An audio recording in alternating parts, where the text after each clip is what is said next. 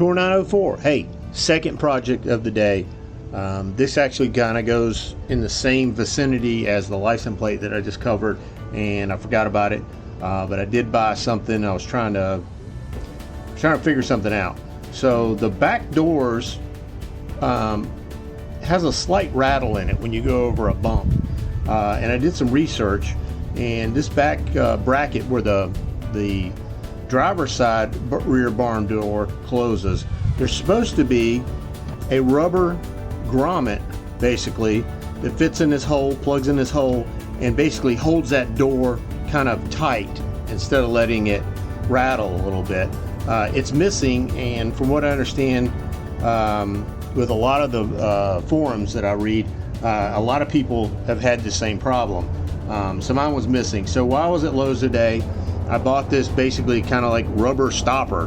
And what I'm going to do is I'm going to trim it down about half the size and basically mount it to this little plate here. So when the door comes back, it'll connect with that, and that pressure of this rubber will kind of hold it nice and tight rather than letting it just jostle a little bit. So I was trying to figure it out. I thought maybe I was going to use a pop rivet. I've got some new, we'll go over that later in another video, but pop rivet is basically kind of a nut that you rivet into a hole, and then you can screw a machine screw into it. I don't have machine screws yet. I do have the pot rivets, but just to make this, work, I ended up using a drywall anchor and a screw that goes with that drywall anchor. So I cut this off a little bit because there's probably about a ½ inch behind here until you hit this back plate. So basically, I'm going to pop that in there. I'm going to trim this out, drill a hole through it, screw this screw through this rubber grommet into this backing plate. So then basically I'm going to recreate what the factory had in plans for this, for this spot to keep the door from rattling. So let me go do that, and I'll come back and show you when it's done. Okay guys, so I finished up with it. Basically just drilled a hole out. I think I did like 5/16 or something for this particular screw. And then I did a 3/8 because it had a big head on it. I drilled a little 3/8 inch, just started it, not all the way through, just so the head could countersink in there. And man, that thing seems to be really tight, and the screw is inset in there, so it kind of bulges it a little bit, which holds it nice and tight, but yet it's still got that nice rubber outer surface here. So I'm going to close the door so you can see what it looks like, or what it's supposed to look like. Now,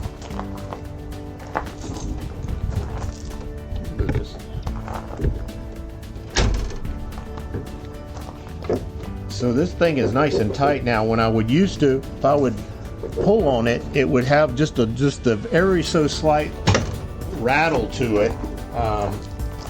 And when you're driving down the road, every little bump you would hit, that back door would just vibrate, and you would get this rattle back here. And I couldn't figure out what it was. I thought it was the spare tire maybe was loose, and was like every time you hit a bump it was rattling. But it turned out that after doing some research, I found out that some people were missing this rubber grommet. I guess it's just a rubber grommet that has a rubber part that goes into the hole, and it's easy to pop out. People stepping in and out with their foot or their heel or something knocks it out, and then it's gone. But I think this is actually probably a better solution, because of the fact that it's drilled with a screw holding it in there rather than just a little piece of rubber through the hole. I think it'll last a lot longer, and it seems to be holding the rear door, and as soon as I take it for another test run, I'll be able to tell if that rattle's gone now. So just the little things, like you don't have to do that, but just the little things that can make a huge difference, like putting sound deadener where a lot of other people don't put it. I had one comment when I put the sound deadener on the front of the roof, the nose of the roof up there behind the headliner. It was like, oh, I don't know if that's a good idea. I wouldn't have done that, and I thought, well, It's funny that out of this whole roof, as big as it is, the only place that the manufacturer did put a sound deadener was up in that front, nose of the roof. So I felt like that, anywhere they decided that there was actually some sound deadener needing, since they didn't put sound deadener anywhere else, it was probably a good idea to reinforce it. But anyways, whatever the case, to his own. Mainly, I'm just trying to build this van to where it's, quiet as possible going down the road, and that it's got all the insulation possible to keep this thing warm or cool, depending on what environment you're in. Anyways, that's it, and we'll start on the floor here in a second. So there'll be a completely different video. So see you guys later. Bye.